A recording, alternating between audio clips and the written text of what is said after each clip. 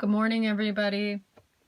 Here comes our third lesson in the probability unit. It's going to be a bit of a longer one, and it's probably the most important one, to be truthful. Okay, there's a lot that's going to come out of this particular lesson in terms of test quality type of questions. So let's take a look at the title. And the title has the word probability and calculating probability. Well, in its most simplest terms, we know that when you see or read the word probability, that you should think of a fraction. And after you think of that blank fraction, you want to work on the bottom of the fraction, the denominator, and it represents the total number of outcomes. And the top of the fraction represents the desired outcomes. So in its most simplest term, a formula for probability is desired over total. Okay, now what we're going to look at today is that there are a whole different, all kinds of different types of probability questions. Okay, we were looking sort of at some basic ones to start, and now we're going to look at different variations. So hold on, let's take a look at our very first statement here. You've often heard the statements such as the probability of rain tomorrow is 60%, or my team stands an 85% chance of winning their next game. These are known as probability statements. You know intuitively what the probability is, and now it's time to calculate. How do we get those numbers?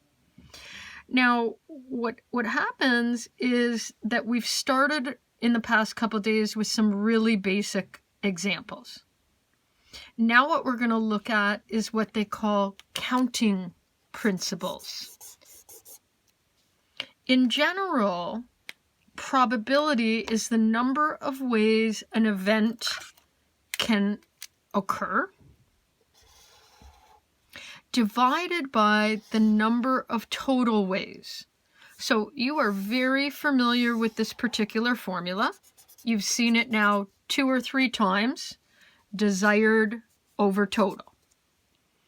What we're going to look at next, though, is there's actually some notation. And the notation is NS for total and NA for desired. So the word desired and NA and the word total and NS are synonymous with each other. Okay, so let's take a look at just a simple example. What is the probability of drawing an ace from a standard deck of cards? Well, my NS represents the total deck, and the total deck represents 52 cards. Always start by calculating your NS. Your NA represents what you're desiring, aces, and there are 4 of them. So any probability question starts out with a blank fraction.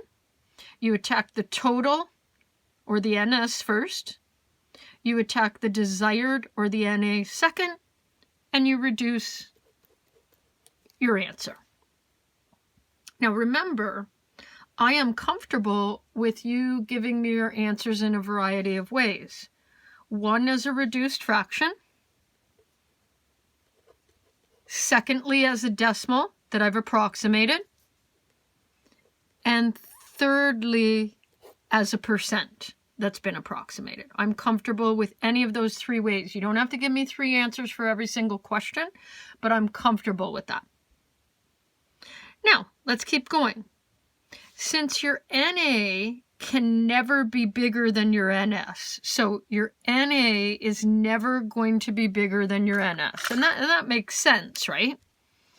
Your probability is always going to be between 0 and 1, or it's always going to be between 0 and 100%. Okay, you're never going to get a probability question of 250%. It's not possible. If you do, something went wrong. Okay, let's keep going. You have a bag of poker chips. There's 10 red, 12 blue, and 8 white. So that's a total of 30 poker chips. What is the probability of selecting a red chip? Again, very simplified. Your NS is your total chips. Your NA is your desired. And, oops, sorry guys. And in this case, my desired is red, and I've got 10 of them. So the probability of choosing a red chip, 10 out of 30, 1/3, approximately 0.33, approximately 33.3%. All answers would be accepted. Let's take a look at the next one. What is the probability of not red? Notice the apostrophe. Another way of writing that is the probability of not red. And you can do this type of question in two ways. You can do it in the direct fashion, which says, hey, I've got 30 chips in the bag. I've got 12 blue and 8 white. 20 out of 30, 2/3 probability of not red. Or you can attack it the indirect way. You know that I call the indirect way reverse psych.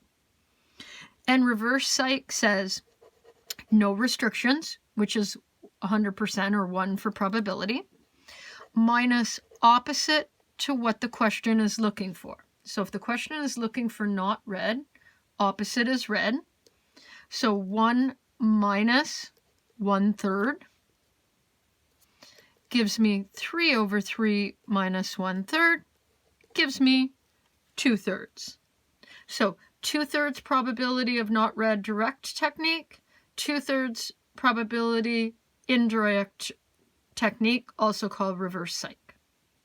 Again, these types of questions that we're working on are very, very straightforward, very simplified. Please don't expect that this is what you're going to see from a testing perspective. Okay, I choose these type of questions just to get things going, okay, for a basis of understanding. Now, let's flip when we're ready.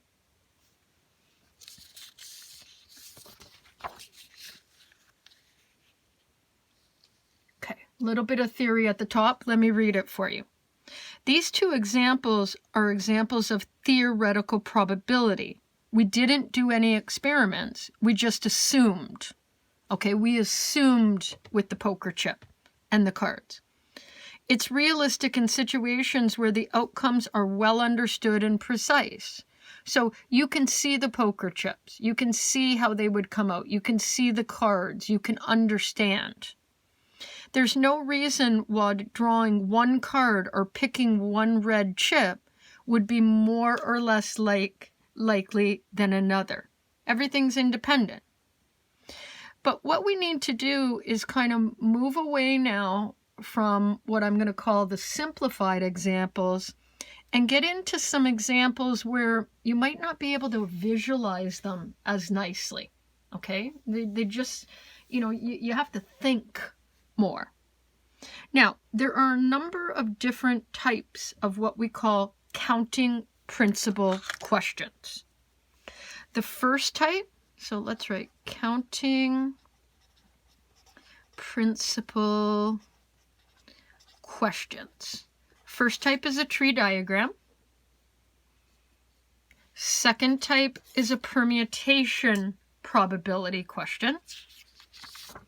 Third type is a combination probability question.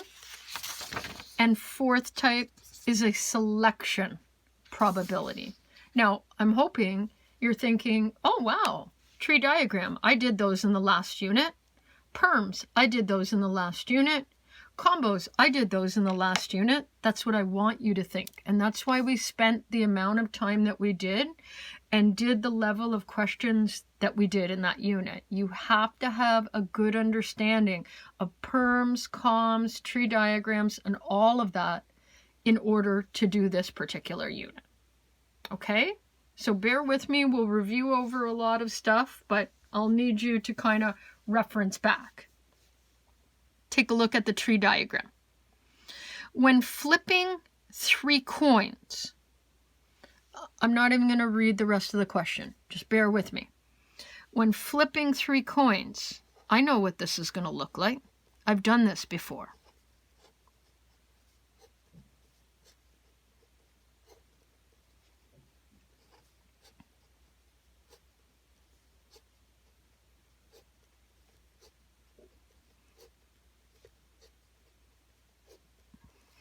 You've done these for me.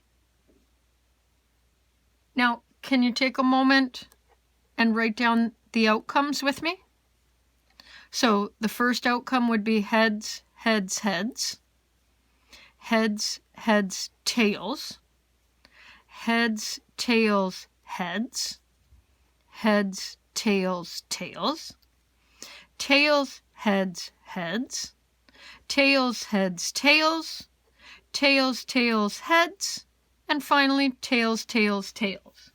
Now, let me give you a little bit of advice.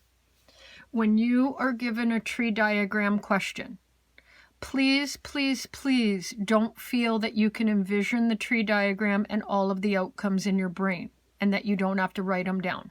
Wrong, wrong, wrong, wrong. Okay? I want to see the drawing of the tree from everybody. I want to see the outcomes. These are the gimme questions. You shouldn't mess them up. So the way to not mess them up is to take a little bit of extra time, write the full tree, write all of the outcomes. So what I just drew and wrote down relates to the first part of the question. Now I'm ready to read the rest. What is the probability of getting exactly 2 heads? So here's me on a test. I see that it's a tree diagram question. I draw the tree, I write all the outcomes. I write down my probability and I write it down as a blank fraction. I know I'm going to attack the bottom of the blank fraction, and the bottom of the blank fraction is your NS. And your NS represents your total outcomes. Total outcomes, that's these. How many total outcomes do I have if I'm flipping 3 coins? The top is your NA, your desired, what the question's looking for. The question is actually looking for 2 heads. That's what's desired. So, not the first one. Here's one. Here's another one. Nope. Here's another one. Nope. Nope. Nope. So, of the 8 possible outcomes, how many of them have 2 heads? 3. Beautiful probability. 3 out of 8. NS being the total, NA being desired, and what you're looking for. Okay, let's do a permutation now. Take a look at the question. We're going to, attack these together. In a horse race with 8 horses. Okay, so I can envision it. I can envision that I'm at the racetrack and I'm watching the 8 horses come around and I'm standing at the end and I want to see them all come in. What is the probability of picking the correct first, second, and third finishers?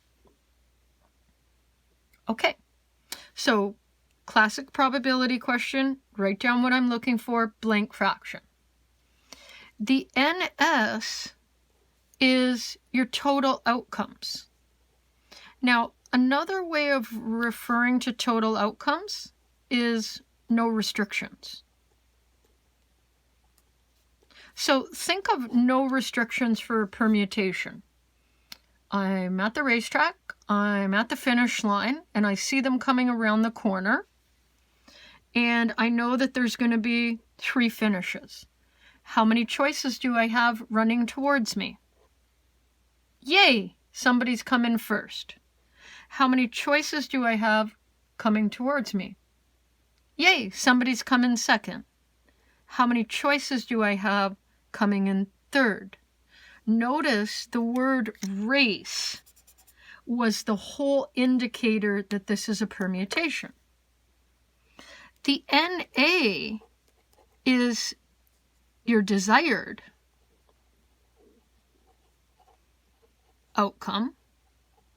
And my desired outcome means that on my ticket, I've got one particular name for first, I've got one particular name for second, and I've got one particular name for third. I've got one ticket. That's the winning ticket. So the probability of me selecting a first place finisher correctly, second place finisher, and third place finisher correctly, one ticket in my hand, 1 out of 336, if 8 people are running. Okay, let's do another one. There's 3 people in line. Lineup, race, letters, digits, arranging things on a bench, arranging things on a shelf, order. These are all things that jog your brain about permutations. Line up in the grocery store. What is the probability that the oldest is at the front and youngest is at the end? Write down what I'm looking for. Start at the bottom. Bottom, again, is no restrictions. I'm not putting any restrictions on the 3 people. 3 choices for the first position, 2 choices, and 1 choice. The NA is what you desire. So this has to be the oldest. Well, there's only one of them that's going to be the oldest. This has to be the youngest. There's only one of them that's going to be the youngest. And that other person is the person that's in between in their ages. So notice the format of the question is very permutation. How many choices? How many choices? How many choices? Before we flip, let's just write classic permutation. Sorry, I don't like that.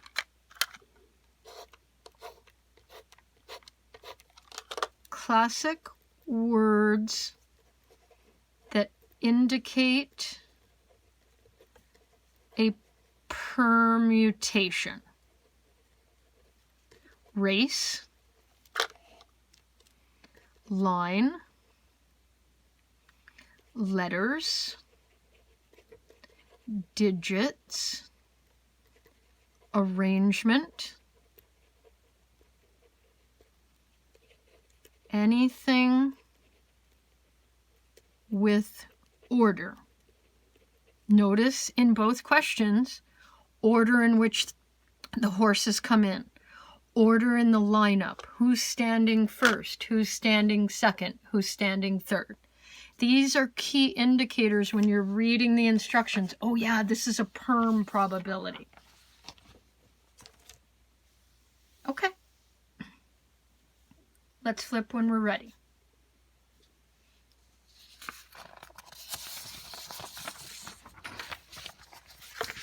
Now, we know before I even read this example that a combo question has no order. And we know that there's words that indicate a combo. Hopefully you remember team, group, committee, card hand, and batch of cookies. So these are the things that you got to kind of reference, right, from the previous unit. All right, let's read it. 3 students need to be chosen out of 20 volunteers to help with the results at a swim meet. If there's 12 girls and 8 boys, what's the probability that the students chosen will all be girls? So hold on, I don't see team, I don't see group, I don't see committee, I don't see card hand. But what I do know is that when you've got 20 volunteers and you're choosing 3 to help out at a swim meet, there's really no order or prestige or importance in terms of like president, vice president, chairperson, co-chair, liaison, secretary. You're just taking 20 and picking any 3. Okay, so let me write down what I'm looking for. Bottom again is your NS, and it's your no restrictions. That's your total. So what's being said here is no restrictions. I don't care who these people are. Out of the 20, just give me any 3. I don't care who they are. The top, which is your NA, is your desired. No, I actually do care. I want all girls. So if I want all girls, that's going to mean 12 choose 3 and 8 choose 0. Remember, total number adds to the 20, bottom number adds to the group size. 3 girls and absolutely no boys. So if I get my calculator out and I do 12 choose 3 times 8 choose 0, and I get my calculator out and I do 20 choose 3, I'm ending up with 220 over 1140, which reduces to 11 over 57. That's an acceptable answer. Or approximately decimal 19 is an acceptable answer. Or approximately 19%. 19% chance that you're going to get an all-girl committee. Beautiful. Now, I want you to put a star beside the next example because this is the very classic combination. This is the very classic combination question that you're going to see on a test. Okay? A committee has to be struck. Here it is. That's going to review the philosophy of education in today's technology or technological age. The committee is to consist of 7 people, chosen randomly from 28. Comprised of the following interest groups: 8 students, 10 teachers, 6 business executives, and 4 clergy. So 18 and 10, 28. That makes sense. That's my total. And my group size is going to be a group of 7. So what we're going to do is we're going to go through and we're going to do parts A through G. All right, let's take a look at it. Part A. What is the probability of getting exactly 1 student? Well, I know that this is a combination, And I know in a combination that in the bottom, it's always no restrictions. 28 people, give me any 7. I don't care who you're giving me. The top says, no, no, no, no, no, no. I want exactly 1 student. Well, if I want exactly 1 student, that's going to be 8, choose 1. And that means that I don't care where the other 6 are coming from. So I'm going to lump everybody else who isn't a student, and I'm going to call them others. So if I know that the top number should add to 28, I have 20 others. That makes sense. 10, 6, and 4. And I'm going to choose 6 of them. Beautifully done. And I'm going to ask that you get your calculator out. Maybe check this out on your own. 8, choose 1. Times 20, choose 6. Divided by 28, choose 7. And you're looking at approximately 26%. Some of you might have to use your brackets to do that, okay? And what I mean by that is you might have to bracket this whole thing, then hit the division and do your final combo. Check it out and see what works on your calculator, okay? Part B says, I want exactly 2 business execs. Again, blank fraction. Bottom is no restrictions. Top says, no, no, no, no, I want 2 business execs. Well, I've got 6 to choose from, so 6 choose 2. And if that's the only restriction, 2 business execs, then I'm going to call my others to be 22. 22 and 6 gives me the 28.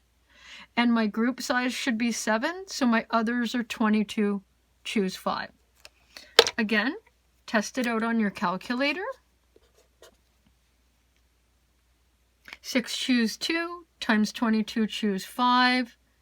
Total divided by 28, choose 7, roughly 33%. Let's keep going. No members of the clergy, no members of the clergy. So no clergy. Now hold on. Bottom is always going to be 28, choose 7, because that's your no restrictions. No clergy. So that's going to mean 4, choose 0. That's the clergy. And that means that the 7 people are going to be chosen from the others. But how many others do I have? Well, top number always has to be your total, so that must be 24. 4, choose 0 for no clergy, 24 others, 8, 10, and 6. 8, 10, and 6 adds up to 24. Choose 7. Calculator. Approximately 29%.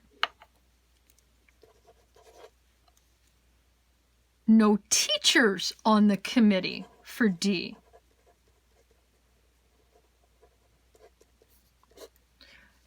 (28) choose 7 on the bottom. Always the no restriction situation. No teachers. So that's going to be 10, choose 0.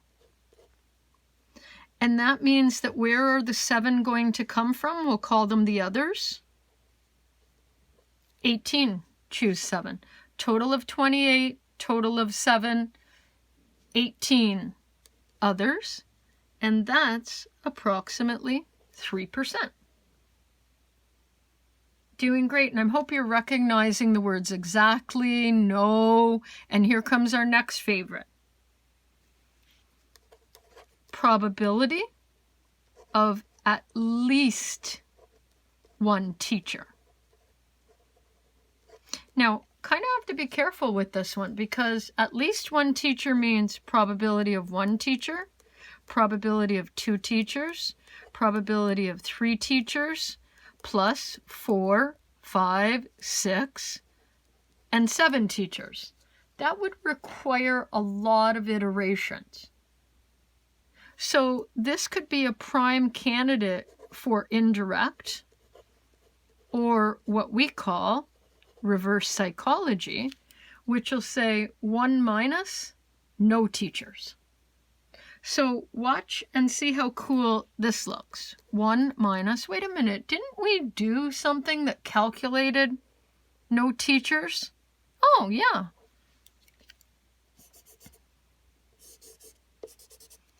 Perfect, I can save myself some work and just put that in. 1 minus 3%, 97% probability that you're going to have at least 1 teacher. Okay, let's take a look at F. What is the probability of 2 teachers and 2 students? 2 teachers and 2 students. Well, again, bottom, 28 choose 7. Teachers are 10 choose 2. Students are 8 choose 2. But wait a minute, my group size has to be 7, so I'm missing 3 people, and the 3 people must be chosen from the others. So 10 and 8 is 18, and another 10 gives me my 28, 10, 8, 10, 2, 4, 7, and when I check that out on my calculator, roughly 13%. Okay. What is the probability that the committee will be made up entirely out of students? All students. Okay, so 28 choose 7 on the bottom. All students would be 8 choose 7, meaning that my others, if it's all students, I'm not having anybody else. So I'm not having any teachers, I'm not having any business exec, and I'm not having any clergy. 8 choose 7 over 28 choose 7. This one's going to be weird on your calculator. Can you please verify it with me? Decimal. 1, 2, 3, 4, 5. 1, 2, 3, 4, 5, 6, 7, 6. So it's basically a 0 probability that it's going to occur.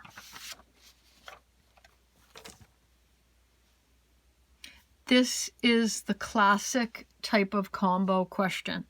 Exactly, no, at least, all, key words that are essential for a combo question. Okay, we're almost there, guys. Let's wrap this one up, and we're going to do our final type of example, and that's going to be selection. Okay. Now, can you do me a favor, and can you put a whole bunch of stars? These are the types of questions that catch you. Okay, they really do. I don't know why. I feel we do a good job of going through the examples, but they tend to be the question that when you're doing your test or your homework by yourself, they catch you.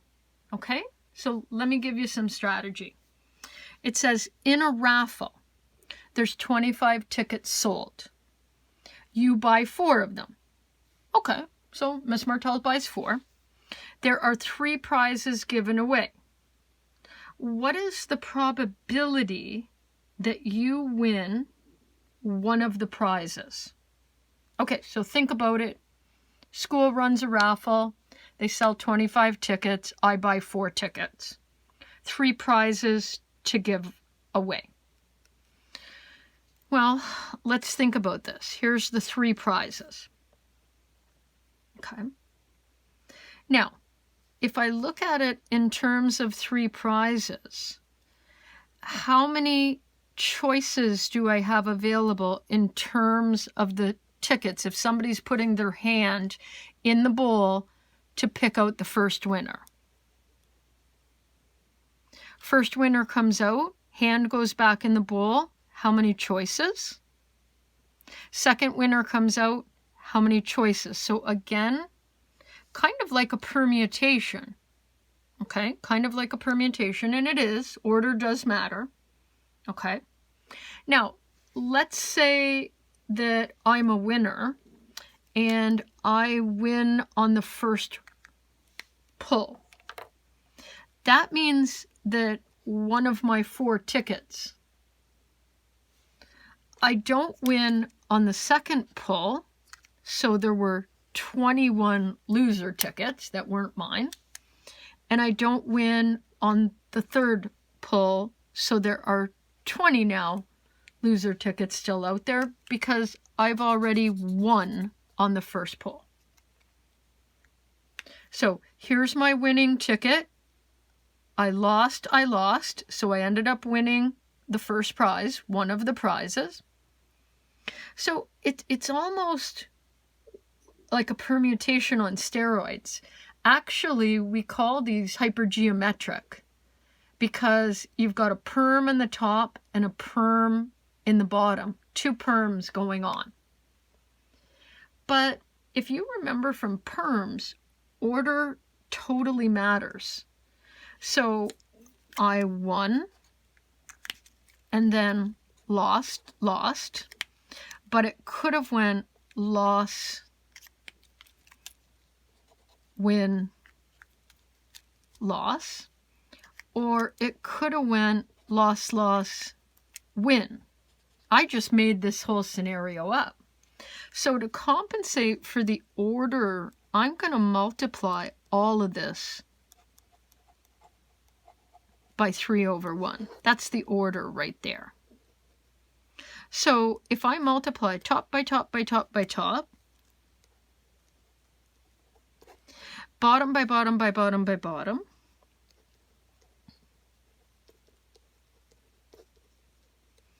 I'm going to end up with a roughly 37% chance of winning one of the prizes if I buy 4 of the 25 raffle tickets. Really, really cool question. Now, let's take it a step further. What's the probability that I win all of them? Prize 1, prize 2, prize 3. Again, bottom numbers, 25 tickets in the bowl, 25 tickets in the bowl, 24 tickets in the bowl, 23 tickets in the bowl. If I'm a winner, that means they picked one of my 4 tickets. If I win again, that means they pick one of the 3 that I have remaining. And if I win again, that means they pick one of the 2 I have remaining. Order doesn't matter here because I'm winning all 3 spots. So top by top by top, bottom by bottom by bottom,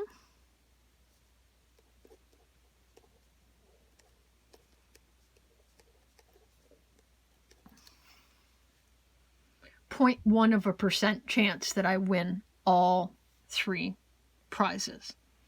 These are going to take a little bit of work, guys. I'm not going to lie. Okay, I'm not going to lie. And what I want you to write down just before we finish, keywords indicating